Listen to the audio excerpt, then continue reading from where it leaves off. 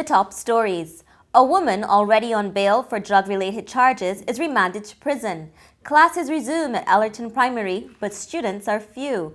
And a $40,000 educational program for primary school children is launched. Welcome to Nation News for Monday, October 13th, 2014. I am Janelle Ward. No matter where you are in the world, at home or abroad, Nation News keeps you connected with what's happening in Barbados through our website, video newscast, and online e-papers. So stay connected with Nation News.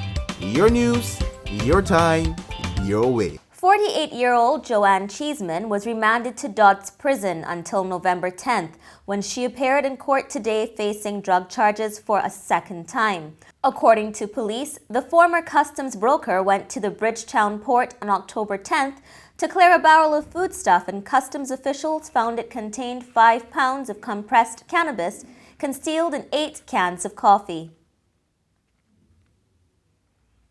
Ms. Cheeseman was detained and charged with possession with intent to supply, trafficking, and importation of the drug. She was already on $50,000 of bail for similar offenses, which allegedly occurred earlier this year. When she appeared before Acting Magistrate Alliston Seal today, Prosecutor Ainsley Grainer said he feared further allegations could arise or Ms. Cheeseman would not turn up for court if she was granted bail again. A disaster management specialist says elderly people would be especially vulnerable if a disaster of any kind hits Barbados. Clive Lord told residents of the Vauxhall Senior Citizens Village they had to be knowledgeable about not just fires and hurricanes, but also earthquakes and tsunamis. He said it was critical to have a responsive plan in place since elderly people would not be able to react as promptly as others. His comments came as Barbados observed United Nations International Day for Disaster Education. Classes at the Ellerton Primary School resumed today, but only a limited number of students turned up. The school was closed for cleaning last week after reports that pigeons had occupied the roof, causing discomforts and health issues for students and teachers. Some parents said they had not received official word that the school was reopened, while some children reportedly arrived early but returned home after finding the gate closed. Some parents also said some classrooms had not yet been properly cleaned. However, Principal Donna Allman said the area of concern had been remedied and school was in session. Barbados Labour Party spokesman on the economy, Dr. Clyde Maskell, says government continues to use the international economic situation as an excuse for its failings. Addressing the monthly meeting of the St. Michael South Central Constituency branch on Sunday, he said the island was in the 5th year of a fiscal adjustment program, but things had gotten worse instead of better.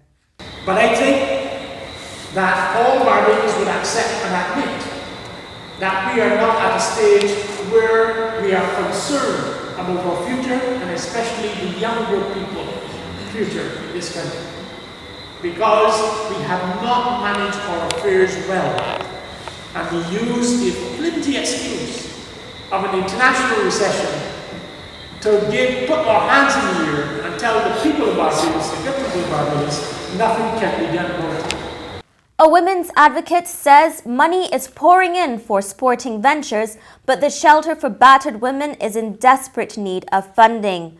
Mary Thompson, a member of the Business and Professional Women's Club, which runs the facility, said it was difficult to finance programs for abused women due to economic constraints and major reductions in government subventions. I don't know if we would ever get enough because this issue continues to soar more than we are willing to admit or accept, but the need for funding again is paramount. More than 100 children will benefit from a $40,000 academic support program announced by Christchurch East Member of Parliament, Dr. Dennis Lowe. The project is aimed at helping students of St. Bartholomew's and St. Christopher's Primary School prepare for the Common Entrance exam. They will receive hour-long lessons in math and English twice a week. Fire destroyed one house and damaged 2 others in South District St. George on Saturday. Homeowner Donna Fraser said fire officers extinguished a grass fire behind her home, but the blaze later reignited, quickly engulfing her home. The fire also damaged a wood and wall 4-bedroom house belonging to Phyllis Bryan and caused minor damage to a 2-bedroom wood and wall house belonging to Kenneth Bryan. The houses were uninsured. In sport, a dangerous cyclone has forced the Indian Cricket Board (BCCI) to cancel tomorrow's third one-day international between India and the West Indies. The game will not be rescheduled, and the series, which is tied 1-1, is now a 4-match contest. Meanwhile, West Indies captain Dwayne Bravo will forfeit 40% of his match fee after West Indies were fined for slow over rate during the second match. The other players will part with 20% of their pay. And finally, Ohio police say a wanted woman was so upset by the unflattering mugshot they posted to Facebook that she called them and demanded that it be removed. Detectives asked her to come in and talk it over, and she did. Then they arrested her. Warrant Wednesday, as it is called, has proven to be such a success for the police department that they plan to continue using Facebook to hunt down wanted individuals. Thank you for watching. That has been the Nation News for Monday.